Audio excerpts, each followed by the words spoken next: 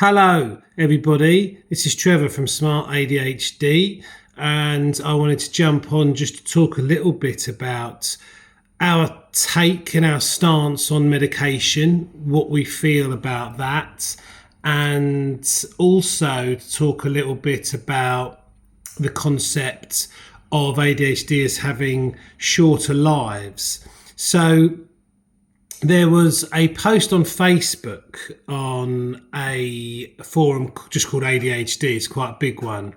And someone's put on there, people with ADHD may live shorter lives on average by 7 to 15 years compared to those without the disorder. How can you prevent it? So, an interesting question.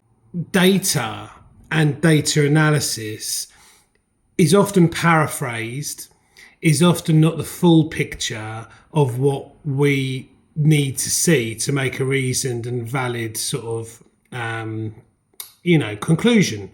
So if you take, the other day, the BBC, sort of cranked two of Donald Trump's speeches together to make it look like he said something that actually he didn't.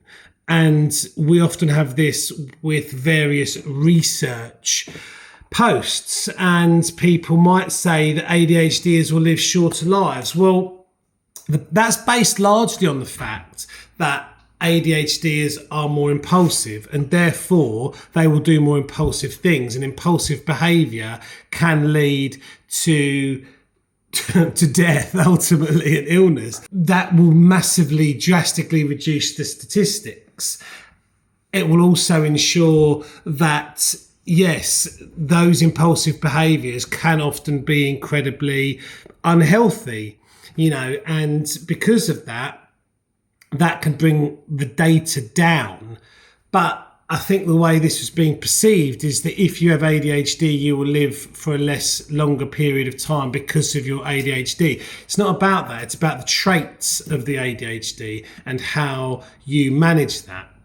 This then led on to a discussion or some comments around medication, to which I said, stay off the meds and work on impulsivity. We can help with getting your mind and body in balance, which obviously we can. And with the smart healing process that I'm rolling out in early 2026, this deals with that issue.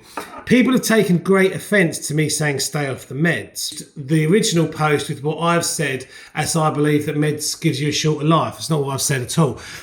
We are not pro or anti-meds, okay? But what I have done since I was diagnosed with ADHD is I have tried every different path that you can take.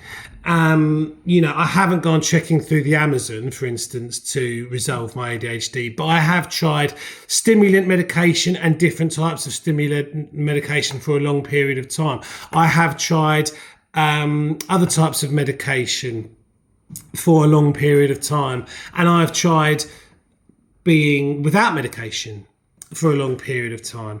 And our stance, it is an individualized and personal process. That's why our coaching and packages are bespoke for each individual. Some people may need medication. They might need it, they believe they need it due to helping their impulsivity and impulsive behaviours. What we aim to do, and what our ultimate goal is, and what I would hope that a majority of people's multiple goal is who have ADHD, is that you want to try and solve the crux of the issue.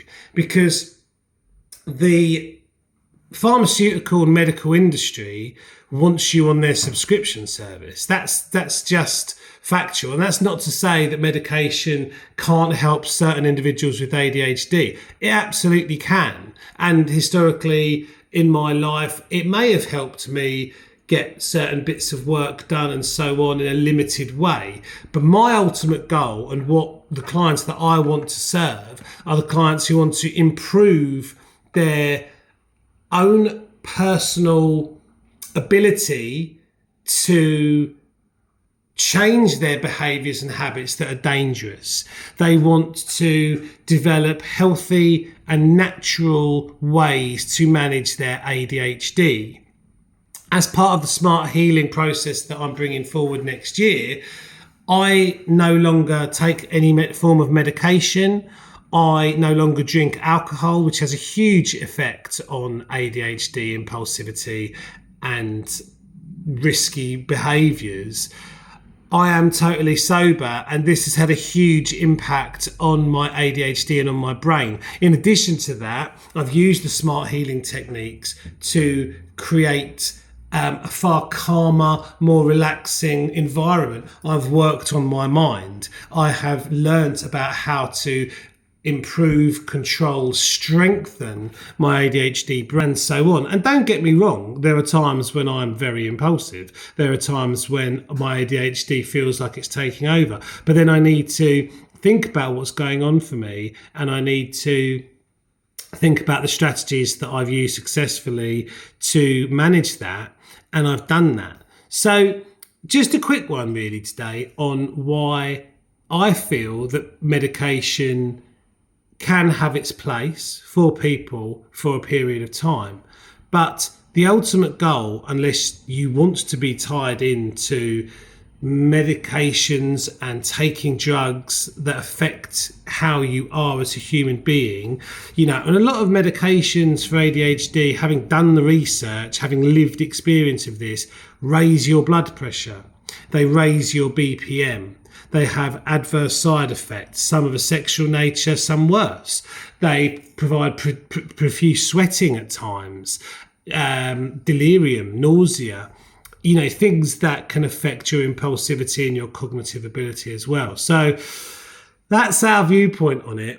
We want to make sure that that's clear and that people know that they can come to Smart ADHD to learn about medications, and we can advise on different types, how they affect you, what the positives are of those and what the negatives are of those.